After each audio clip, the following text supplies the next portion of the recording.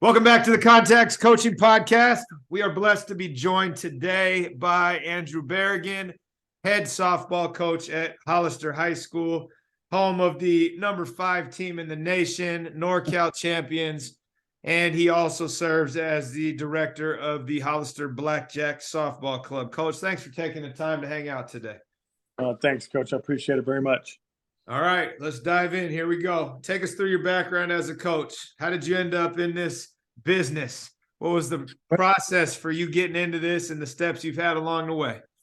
Well, I first got into coaching, one of our youth leagues here with baseball, with the Babe Ruth organization here in Hollister. I just felt, I was always a pitcher in high school, and it went over to Hartnell. I pitched under Danny Teresa his first year there. And so I always had the, intrigue of coaching, the youth. I've always been about the youth. And so I started with Babe Ruth. After Babe Ruth, I got into just one of my friends was the head coach over at Anzar High School. And he had just started the program, the baseball program. Leroy Dozell had started that program. Well, he stepped down, and I took that program over for 5 years. So I was always, doing baseball before softball. But in the meantime, my daughter Drew started, pitching with softball. I knew nothing about softball. I just knew that Scott Smith, had 9 CCS championships here in Hollister, but didn't really understand it. After Anzar, I went over to help Coach Billy Aviles here at Hollister High with the baseball team. I stayed there 5 years as his pitching coach. After that, in 2016, Scott Smith was let go, and some of the girls approached me because I had been working with these girls there at the Blackjacks facility downtown hitting, and approached me about taking the softball team over because they didn't have a coach, and it was already pushing into November at that point. So they still had it. So I stepped up and didn't know what I was getting myself into, but here I am. That's great. Let me ask you this question. Since you started off as a baseball guy, you were an assistant in 2 stops, and then it was time to be the head coach. What did you realize right away that you needed to figure out? Well, I number one, I needed to figure out how to, I would always coach 10 and under, 12 and under girls. I never coached high school girls, let alone softball. So now I had 2 battles against me. I had to learn how to coach with high school girls, and also I had to change my game up because now it's softball, it was no longer baseball. Me as a dummy, I thought it was, how much different can it be? Well, little did I know. In addition to that, what would you say you realized moving over from the assistant chair to the head coach are some things that you felt prepared for, but you also didn't expect, and you realized, wow, these are the things in running a program that, I was aware of, but I didn't know the intricacies of what they were? Sure. Coming from the rich tradition of Hollister softball, Hay Baylor softball, I didn't know the magnitude and the dedication and the time that was actually put into being the lead guy. That's why I gave Scott Smith so much credit, because what he built here at the high school was just second to none. But Hollister is a baseball and softball town, and it reminds me of Texas high school football. Man, they take it serious out here.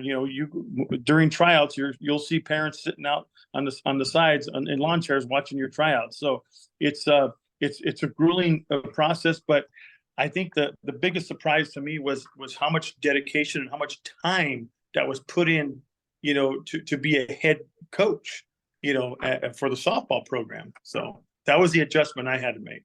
And what are some of those things that take up the time, right? If we're talking to some of these younger listeners that may be sliding over, what are some of the things, if you were to say, hey, look, you got to be ready for 1, 2, 3 that have nothing to do with the sport that you're coaching?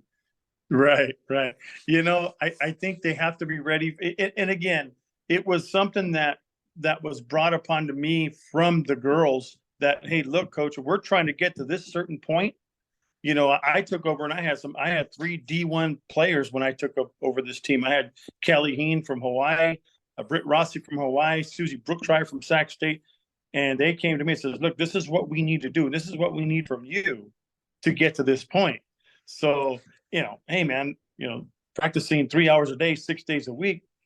Shit, I never did that, so I'm like, what the hell are you girls talking about, man? My weekends, but hey, that's something that I signed up for, and we just kept that tradition going along. But, it was just, that's something that, again, not to say that if you follow these steps that you're going to end up number 1 in state and number 5 in the nation, but I'm just saying you're going to have a very successful season, if you do that. Well, I think also to that point, if you have a group of athletes that is self-motivated in the way that your athletes were, where it's not just like, hey, whatever you say, coach. No, this is what we need from you to reach the goals and aspirations that we have. That's got to go a long way if you think about your coaching history. Absolutely. Absolutely, it does. So, I mean, it was just, we talked to the girls, like over the summer, like this summer, what we do is we plan out. And when I talk to my girls over the summer, all my returners that are coming back, we kind of sit down and we meet and we say, what's our vision for next year? As I did last summer, what type of schedule do you want me to put in front of you? Are we just going to go out and practice 4 or 5 days a week, or are we going to go, we're going to just go 100%? And so that's how I kind of based my schedule on. Well, they said, no, coach, we know that we have a special team this coming season. We're up for it. So that's why I put one of the hardest schedules in the state of California in front of these girls. Yeah, no, that's awesome. Let me pivot back to your career as a baseball coach, player. And you made a comment, you think it's the same, and little did I know. Let's talk a little bit for the people that haven't had a foot in both worlds like you and I have. And let's identify. This is how softball is a completely different game than baseball. Here's some similarities, but here's where it's totally different. Right. Well, softball, what I didn't realize was, number one, the most important, I think number one most important difference to me was the speed of the game, how much faster the game is. And what that means is how much faster and how much quicker you got to get rid of the ball. You don't have that much time to think as you do in baseball. Softball, you got to get rid of it. It's 60 feet down the base paths there. So the speed of the game is a lot faster. And that's one thing I had to adjust to there. You get your slappers in softball, you get a lot of bunting down. The only time you would bunt that I would bunt in baseball is just in a sacrifice, situation where I need to move some runners around but just to and even then in baseball, you're hesitant because you're just giving up and out 90% of the time, right? Exactly. Softball, that's not the case. No, exactly. So that was the biggest adjustment for me, is just the speed of the game and adjusting to the style of play, which I had never seen before. You also mentioned that you were used to coaching 8 to 12-year-olds and hadn't had experience coaching high school girls. What were the biggest things that you noticed in regards to that you can now share in hindsight? This is what I've learned in the last 6 years, because I transitioned at one point from boys basketball to girls basketball, and it's like, it's the same sport, but there's a different approach that at least I needed at that time that I wasn't ready for, that if I ever go back again, I feel more prepared. But what are some of the things you can offer just to be aware of? And it's not necessarily gendered. It's just things you learned going to that demographic. Yeah, I just, I've learned, coming from the boys across to the girls, number one, they're teenage girls, and the emotions are a lot different than boys. And that, whether it comes with boyfriends and starting to date and stuff like that. And it's just me, I was always more of a hard-nosed, coach, and hey, just, wipe your tears, let's just pick it up. And it's funny because the girls, I've learned that they would tune you out if you got on their bad side, where boys you're actually able to confront and talk about it a little bit more. Well, the girls will shut you out. And I wouldn't figure. I see that now, but for looking back at it, man, why was she so distant from me? Well, then I knew why. So that's one of the major factors of boys and girls is the emotions and how much, like I said, I grew up. I had three girls in my household, but we were all kind of the same. We really didn't show too much emotion. We kind of kept to ourselves. So. Well, and not in a bad way that it's emotions. It's just there's a different dynamic to navigating the relationship piece based on, I would say, historic cultural norms of what's appropriate and what's not from a vulnerability standpoint. And like with guys, like we're trying to teach them to emote in this generation because that's not something that's accepted. And often with our female athletes, it's how do we receive and meet them where they are in the emotions so that they feel seen and heard, right? Because ultimately that relationship is super important, where often with the guys, it's like, look, they just want to compete and show up, point them in the right direction, and you're going to be okay. So I like the way that you articulated. That's super helpful. Let me ask you this. What do you think is the best thing you do in your program that has the largest ripple effect on your culture? And by that, I mean, if you move tomorrow for whatever reason to Texas, right? And you are starting a new job there. What are you bringing with you? Even as you figure out the lay of the land, it's like, nah, look, X, Y, and Z, it's non-negotiables. This is how we roll. Right. One thing I've learned over the last, I'm going to say 4 seasons, which I've been with the girls for 8 now. Over the last 4 seasons, what I really focused on, and it's, again, I can attribute my success and the team's success to this, not entirely, but I think the fact that we do a lot of team bonding, which I didn't do that in the past. I did a lot of team bonding, whether we go on these Saturday hikes, whether we have team dinners, but the demand that I have is with these girls, that they create a sisterhood. And that's one of the things, hey, when on and off the field. Before it was just, hey, when you respect your teammates, respect your the other players here on the field, but I demand off the field as well. And because I feel to have a successful program, a successful season, that you have to limit the distractions that are out there. So one thing to do that I demand of these girls is create a sisterhood. Have each other's back. Whether it be in school, at home, but get involved in their life, man, because this is where your friends are made. Yeah, no doubt. I think that also goes back to the cliche, which is nobody cares what you know until they know you care. And at the same time, not just you as coach to athlete, but the athletes having time to build relationships outside of the diamond, so to speak. Right. Exactly. And, and that starts with my captains. I usually have between 4 and 5 captains on my team of 16 to 18. This year we carried 18 girls. I have 5 captains, and that's their job. Their job is to make sure that, hey, check on, we haven't heard from so-and-so, check on her, make sure everything's good, and find out what's going on. It worked. Not just because we won this year, Justin, but it really went smooth this year because we created that bond, system, and that's what I demand. Yeah, no, that's, I think, super important. And we've actually seen it here as a smaller school. We really rely on our multi-sport kids, and I've seen it go from season to season, right? So like my basketball players are now out in baseball, bringing a lot of the same things that we did to the baseball program. What do you think?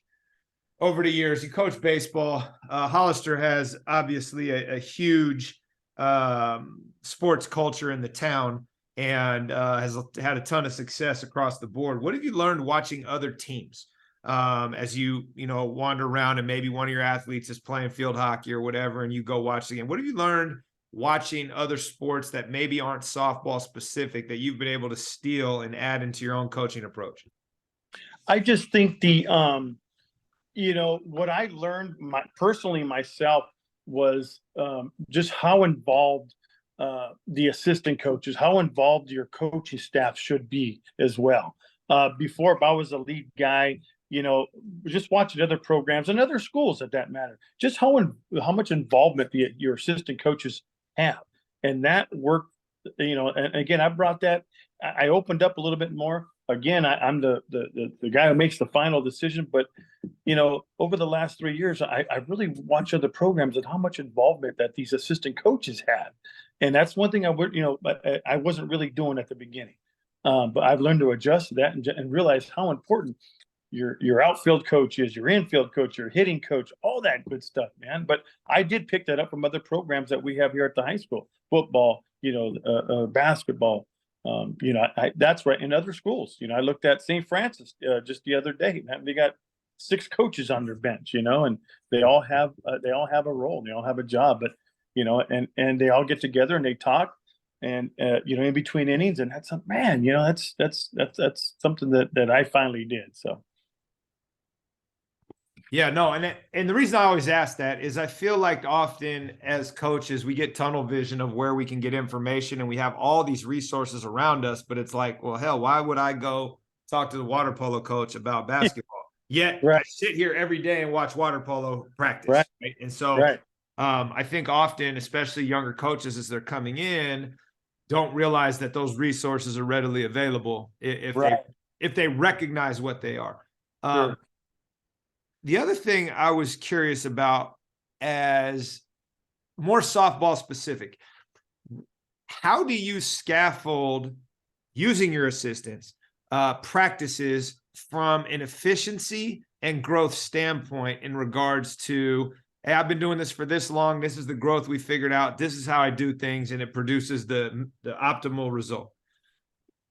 Well, I like I said, coming when we start, it like I said, it all starts with me, of course, but the input that I allow, finally, like I said, from the assistant coaches, we all kind of, in the off season, we all kind of do our homework, man. And whereas before it'd be, hey, I'll see you January 30th next year, and it's not like that anymore. It's, hey, look, I got, my assistant coach who flies out to North Carolina and and shadows a club team out in North Carolina because his daughter was going out there, and brings back new information for us. Hey, things have changed, times have changed. I know, Andrew, you've been doing this for the last 8 years, but you might want to think about, changing it up a little bit, and just to be more open. And I think that's like I said, that's one of the main things that we've learned as a coaching staff, is to adjust and to just be open to everybody's opinion. As a follow-up on that, I'm curious, with those opinions and the things that you now brought in, are there things that you do on a daily basis, no matter what, that I call vitamins in my program? Like the first 20 minutes is the same, I don't even need to be there. Are there things that you do? And if so, or if not, that's fine. But what is the impact that you've seen over time? I kind of call it the Shawshank effect, right? Pressure and time, like you're going to get something out of it. Like, are there things like that you can offer to the listeners that you've found that have really made a difference? We a lot of our our warm-ups, our drills, they seem repetitious, but I think something.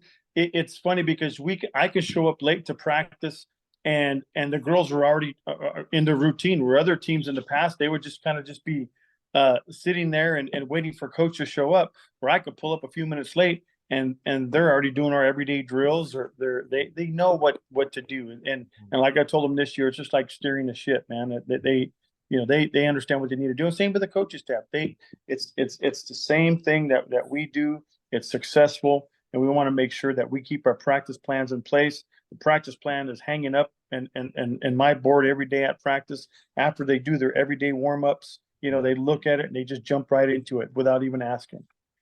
And so you would say there's significant value in having patterns and routines that are easily followed, where Absolutely. Sometimes we get the impression, right, as coaches, gets boring if you do the same thing every day. And I'm like, there's a fine line of like repetitive until you can't get stuff wrong. What are your thoughts on that? We just talked about it the other day. So after after every season, we sit down with the girls, and it's more of an evaluation of how they thought the season went, and what I can expect from them next year, and what they need to improve on next year. Because again, this is a competitive program, obviously. 18 girls. Well, that means that there's 8 or 9 don't really get to play a whole hell of a lot. Mm-hmm. So one thing that we do is we sit down, kind of jot our notes down, let them know, hey, look, this is what you should be working on over your travel summer here and your fall ball. Mm-hmm. And hopefully next year we can get you some more playing time. All that's taken into consideration too. But that's one of the main things that we do as a team, is just to let them know, hey, look, man, this is what I project you for next year, which helping us out. Mm-hmm. But again, it's something I've learned over the years. But we talked about it at the evaluation meeting. Look, a lot of this stuff seemed repetitious and repetitive, but again, when you end up 30-3, there was really no much couldn't complain too much about, hey, yeah, we did that too much, coach. And I asked them, hey, anything as a coaching staff from you girls, anything that we can do as a coaching staff next year that's a little different, more of, less of, mm-hmm. none of. And they said, well, coach, kind of hard to complain. We ended up 30-3, so it's getting hard, to. But they did, talk about more off-season workouts, maybe not starting so soon, maybe starting in January and really ramping up these off-season workouts. So I'm going to follow up on this in regards to the fact that you're 30-3 and you're still having those conversations. Speaks a lot to your willingness to grow and get better. How do you invite that condition in others who maybe haven't reached that point in their life yet where they can be vulnerable? How did you get to the point where, I'm just going to ask the kids? Well, because like I said earlier, I was kind of set in my ways, and this is the way it was going to be ran. Pulling from these other coaches and how they ran their program, the Danny Teresa's, the Gary Cullenborns, the Scott Smiths, the Chris Augustines there in Monterey. Those were something that I learned from them, but also because the first couple of seasons, it kind of bit me at the end. We did a lot of this, so we didn't do enough of this, coach, and everything was, you weren't open to different opinions and different. And I sat back and said, you know what, they're right. They're right. This is their team, man. This is like I said, I'm just steering this big ship. But ultimately, it's on them, what they need, what they think that, hey, look, coach, you know what, we need to do more of this, less of this. We're practicing too much. We're just standing around. So that's it. I learned by trial and error. It's by failure, and that's something that you got to do. I failed a lot. Those first 4 years, I failed, every day. Beautiful. I want to talk about that. I usually ask, I stole this from Tim Ferriss, but is there a favorite failure you have that has shifted your mindset specifically to where you are now, that you think back on that was like, wow, that was a transformational moment that's allowed me to get here? Oh yeah. Just going back to, I one of the biggest failures that I can take, and it happens to do with me. I call every pitch and that's involved in the game, and I take pride on that. I've had some past pitchers that and particularly my daughter, her junior year. I remember I coached her through the Blackjacks and with CCA there in Monterey for years.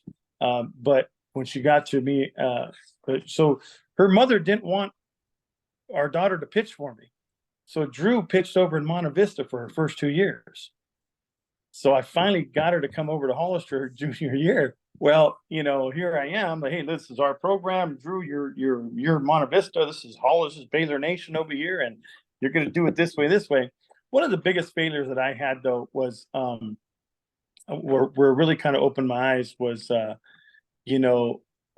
I said, I call pitches, but one of the pitches that I would call for her, and I remember her looking over at me, from the circle, and we were playing Watsonville, and at that point they had Jessica Rodriguez and Juliana Wilson, we're in the semifinals of the playoffs, and I called a particular pitch, and she looked at me like, "Are you crazy?"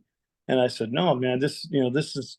I was firm with it. She threw the pitch. The girl hit a home run, and Drew looked over at me from the circle and just gave me that look, and that's when I kind of at that point, that's where I said, you know what? Okay, this is where I got to learn to listen to these girls that are actually playing the game. And here I am just calling pitches, hey, you threw it, but yet I called it. So those are, that's on the field failure. I would say, off the field failures, if you will, we talked about just, you know, I guess it all has to do with the options that I have and not willing to listen to others around me. That was my biggest failure there. And finally, I'm surprised my assistant coaches stuck with me this whole time. I've had the same assistant coaches for 8 years since I started. I can't get rid of them now, but that was one of the biggest things. I'm surprised they're still around, but they do a tremendous job. But that was one of the, but they never said anything. And that was why I was a little upset at them, because they never said anything to me. Hey, coach, man, until recent. So, Well, and I think the lesson there, and I was just talking to my assistant about this, is I'm asking your opinion because I want dissenting opinion. I want to know so I can make a choice. And when you say, whatever, I'm like, no, like, God damn it, make a decision here. And ultimately, if we don't, as the leaders of the program, ask for opinion and ask in an authentic way that we really want to know what they're thinking, even if we don't agree, then you're never going to get that feedback. Exactly.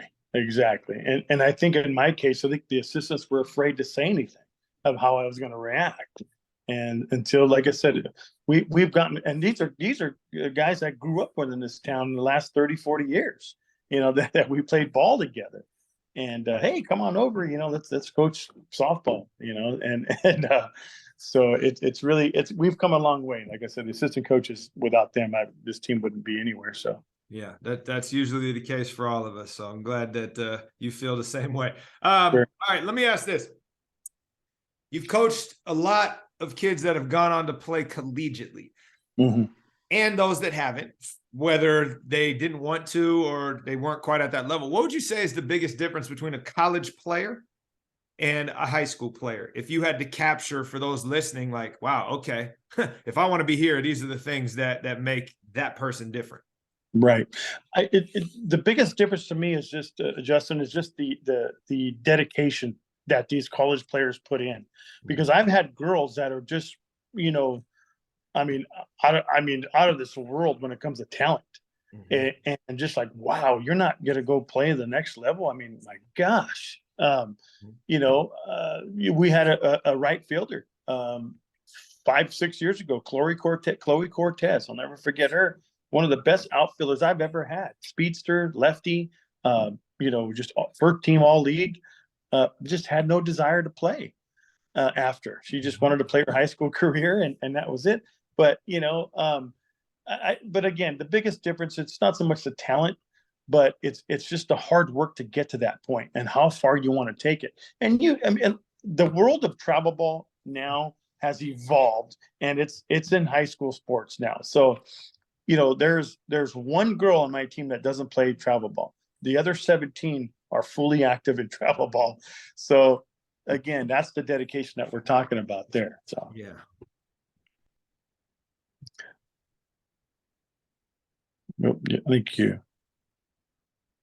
Thank you. Cut out. No sound there. Yeah, my fault. I mute the microphone so that any of the noise that's going on here doesn't get in the way. But I can edit all this out. So, 2 more questions. Number 1, and you might have to think about this one, maybe you don't, but do you have a coaching story that reminds you of why you do this, right? Because you think about what's your why. But if you have a story that maybe you could use as an anecdote that just captures this is why we do it at the end of the day. 30-3 is nice. Number 1 in the state is nice, but really at the root of it, these are the moments. Over the years, I've had a lot of college players that have gone on, like I said, playing in Hawaii, and just recent, Coppin State and Kaya Dickens there who starred there at MPC this last year, going to Sonoma next year. I've coached her since she was 8 years old. But the other day, just talking to her, it had nothing to do with softball.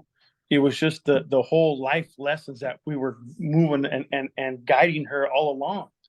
And there'd be countless conversations in the dugout with her, just talking about life, and where she opened up and said, "Hey, coach, what do you do, man? Like, when you're not coaching softball and brothers and sisters and your dad, just talked about life and just giving her life lessons from freshman year on."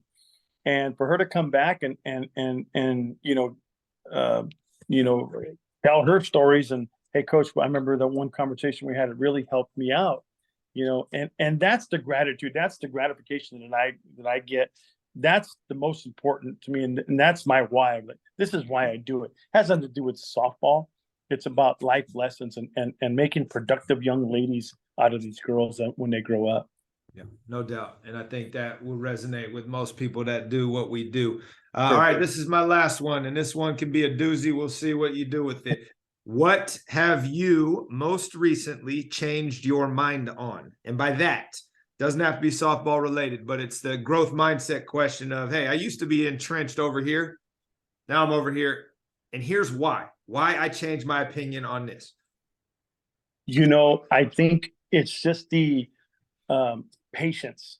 I've learned to have patience with this game. Like I said, it is, although it is a fast game, it is still a 7-inning game.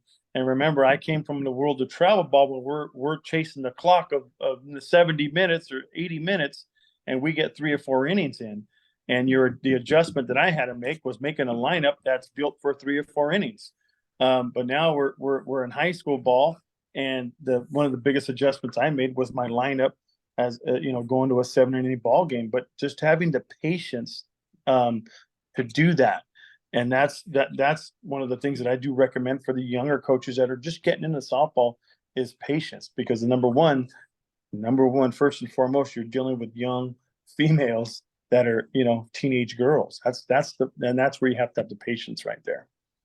Right. And on that note, right, is knowing the age group and demographic that you're coaching, right? So when you're coaching 8-year-olds, it's a different approach, right? The information is probably going to be very similar, but your approach is different than it is with an 18-year-old, right, male or female, right? It's a different demographic that you're dealing with. And I think that patience tool is huge across the board. Yeah, and not only that too. The other obstacle I had too was, this year, as in every year, just because of the mecca that Hollister is for softball. I have 4 freshmen. I think I had 5 freshmen last year that were up to varsity from day one. This year's 4. Well, now you got a 14-year-old and an 18-year-old, and you have to learn to accommodate that. And there's whether they're what music they're listening to and what boys are talking to, whoever they're talking to. You got to remember, these guys are just 14 and they're hanging around with these 18-year-olds. I have to kind of be there to command that ship too. Oh, well, you just opened Pandora's box, and we're not going to finish. We're going to talk about that, and I'm sorry that you did that, but too bad. So on that note, and every situation is different, and I get that, and far be it for many of us to tell people what they should do. But I purposefully, as the basketball coach, our freshmen play on the freshman basketball team, no matter how good they are. And then the next year, right, the good ones that probably could have played varsity jump up to the varsity. And part of that is it's twofold. And I just realized the other day what my second piece of that was internal, but I hadn't articulated. Number one is, if you are above average at your sport, it's probably the last time you're going to get to play with your friends again, right? Because you make that jump. And so, I want them to have that experience, especially their freshman year. But number 2 is what you just said. You're now mixing a 14-year-old with 18-year-olds who have a completely different outlook on life, and maybe introducing them to things that we don't need to do yet. And so how have you managed to navigate that? And what advice would you have for people that sometimes get caught in the weeds on, well, this kid's one of the best players, they need to be on a varsity team. And it's like, well, hold on. That's the basketball piece. What about the humanity piece? Right. So that's when I brought in that whole, bonding sisterhood type thing is, hey, look, these are like your little sisters. So again, At home, we're not going to be listening to that type of music, with your little sister that's 12 and 13 years old. These girls are just the same. So be smart about it. But again, that's where the whole sisterhood bonding came in, and they really took them under their wing. And that's one thing that's the only thing that I can attribute that to is that team bonding and the sisterhood, is because they treat them like little sisters, and they're not going to expose them to anything that they shouldn't be exposed to. And we have zero tolerance for that on the program. Yeah, and I think it's super important, the intentionality that you put behind that conversation, because if you're not setting it up that way and you do invite freshmen up to your team, Right. you're setting up something that you can't control. So ultimately, I think if people are listening, hey, go ahead and do that, but you better set some clear boundaries and intentions for your leaders and how to interact with these younger kids. Absolutely. Yeah, well, I'm glad you brought that up. That was something that I think is super important and often not addressed. So, Coach, I thank you for taking the time today. It's been fun. Appreciate having you on, and obviously, best of luck moving forward. Coach, thanks for having me on. I appreciate your time.